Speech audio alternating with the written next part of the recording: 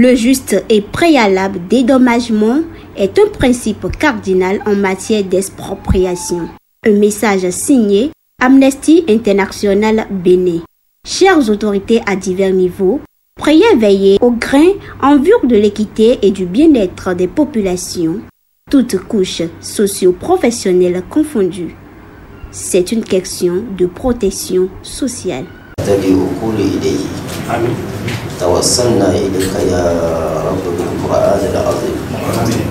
Nous avons été tous témoins de cette opportunité, car en fait, le chef de l'État aux hommes des médias pour répondre à leurs différentes préoccupations.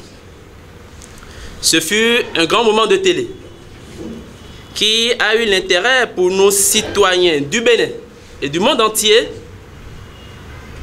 d'avoir l'avis et de savoir la position de notre président de la République sur les sujets qui meublent aussi bien l'actualité nationale qu'internationale.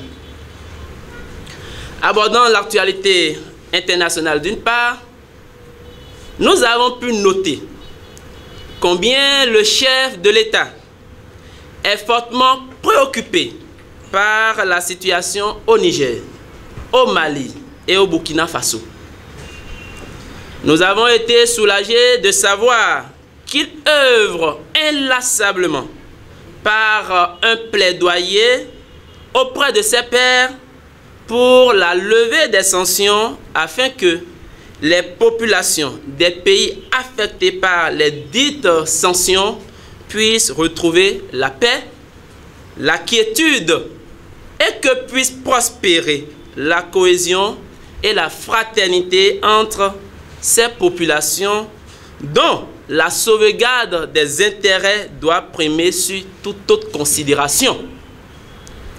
Tout en disant un grand merci au chef de l'État pour ce haut niveau de clairvoyance, nous voudrions le rassurer qu'il a tout le soutien de son peuple, dont l'attente, comme il a si bien relevé dans son entretien, est la levée des sanctions pour le soulagement des peines des populations. Dans cette perspective, nous, à la Fondation Malek Hassou, nous avons pensé et avons mis en place une proposition de sortie de crise que nous avons eu l'honneur de présenter aux autorités habilitées de notre pays, en l'occurrence au ministre des Affaires étrangères. Nous sommes convaincus que cette proposition que nous sommes prêts à exécuter nous-mêmes viendra parallèlement en appui aux efforts du chef de l'État pour qu'au plus tôt nous assistions à la levée des sanctions pour le bonheur des populations. Abordant l'actualité nationale d'autre part, nos esprits ont été définitivement apaisés sur les discours politiciens qui intensifiaient des suspicions d'un troisième mandat. En écoutant le chef de l'État affirmer clairement son opposition à toute révision de constitution et en annonçant de ne plus s'y mêler du tout, nous pensons que ces citoyens aux intérêts inavoués qui attisaient la flamme d'une révision opportuniste pourront à présent l'éteindre définitivement. Pour que, enfin, nous nous concentrons de vrai sur le développement de notre cher et beau pays, le Bénin.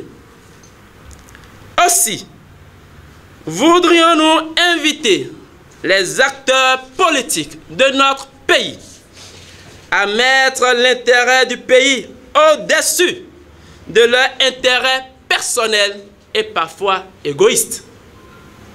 À la Fondation Malek Hassou, nous tenons à ce que les corrections demandées par la Cour constitutionnelle soient faites dans les règles de l'art, dans le respect de l'éthique et pour la préservation de la paix. L'intérêt général doit guider nos honorables députés dans tous les choix qu'ils feront au nom du peuple qui les a mandatés, afin que les élections générales de 2026 se déroulent dans la paix et dans la transparence. Sur la question de nos concitoyens, forces de l'ordre et de défense admis d'office à la retraite, nous avons écouté les explications du chef de l'État sur les mesures sociales d'accompagnement prises en leur faveur. Et nous lui disons un grand merci. Toutefois, nous voulons très respectueusement suggérer qu'à l'avenir, les agents qui seront probablement admis d'office à la retraite soient informés au moins 2 ans à l'avance. Cela leur permettrait de s'y préparer à tout point de vue pour ne plus recevoir la nouvelle de leur départ à la retraite d'office comme un coup de pierre, bien que, dans le cas d'espèce, le gouvernement a pris des mesures sociales pour les accompagner. Nous faisons le même plaidoyer au chef de l'État en ce qui concerne nos citoyens. En service au groupe de presse La Gazette du Golfe, qui depuis plusieurs jours sont sans activité au motif de la sanction suspendant leur organe de presse. Nous sommes convaincus et même persuadés qu'un regard bienveillant du chef de l'État dans ce dossier pourrait contribuer au rétablissement des choses pour le bonheur du personnel, mais également pour le bonheur de nous, qui sommes téléspectateurs et qui, depuis quelques jours, sommes aussi privés des programmes de cette chaîne. Nous finirons en demandant à notre cher ministre de l'économie et des finances, M. Romuald Wadagne, de ne pas considérer les propos peu courtois prononcés à son encontre. Nous sommes à 2 ans des élections présidentielles. Vous allez entendre beaucoup de choses. Les imams, les alphas, membres de la Fondation Malekhossou vous demandent très respectueusement de garder votre calme. Nous exhortons également tous nos compatriotes, nos concitoyens, de respecter l'institution qu'incarne le président de la République, chef de l'État, père de la nation. Toutes nos religions prises unanimement nous enseignent et nous invitent au respect de l'autorité, au respect du chef, au respect du père de famille. Et même s'il advenait que nous ne sommes pas d'accord avec le père sur certains points, notre éducation, notre tradition nous recommande de trouver les voies et moyens diplomatiques respectueuses pour le lui dire. Merci au président de la République, merci à tout le peuple béninois d'ici et d'ailleurs. Que vive la Fondation Malekhossou, que vive le Bénin et l'Afrique. Je vous remercie. Je salue le président d'honneur ici présent, le secrétaire général, les membres de la Fondation Malekhossou, les non-musulmans qui sont avec nous. Je salue et je remercie particulièrement notre chargé de mission, M. Vieira, qui fait trop pour la Fondation. Je profite pour terminer, pour demander au chef de l'État, le président Patrice Talon, de garder son calme. Je dis cela parce que à la fin des mandats, on entend beaucoup de choses.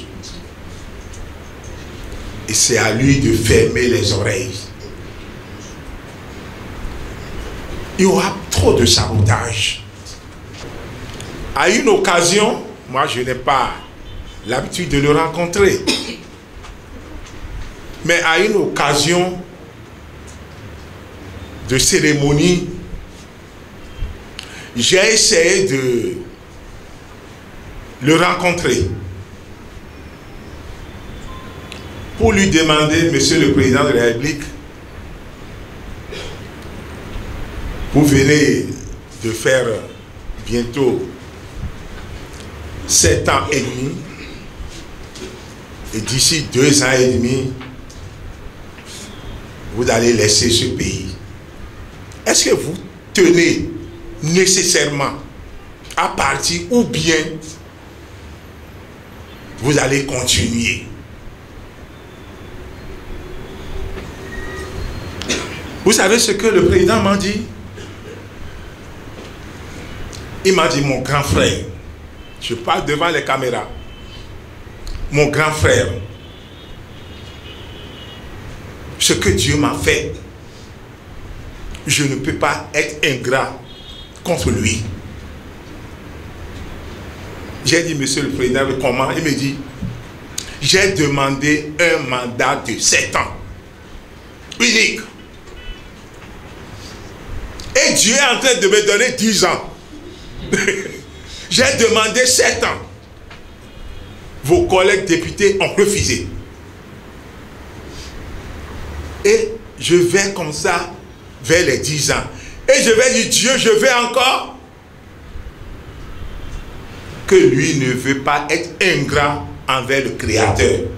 Il vit aujourd'hui. Il m'a dit ça. Moi, je vous le dis. Je ne veux pas être ingrat envers le Créateur. Je veux 7 ans.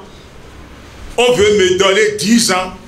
Et je vais demander à faire plus. Je ne ferai pas. Et j'ai dit, mais si la population se soulève pour demander le toit, il dit, je ne ferai pas. Ce que je dis, ça fait bientôt 4 mois, ou bien 5 mois. Je demande à tout un chacun de nous de prier à ce que la paix règne en 2026. Nous, on a déjà commencé.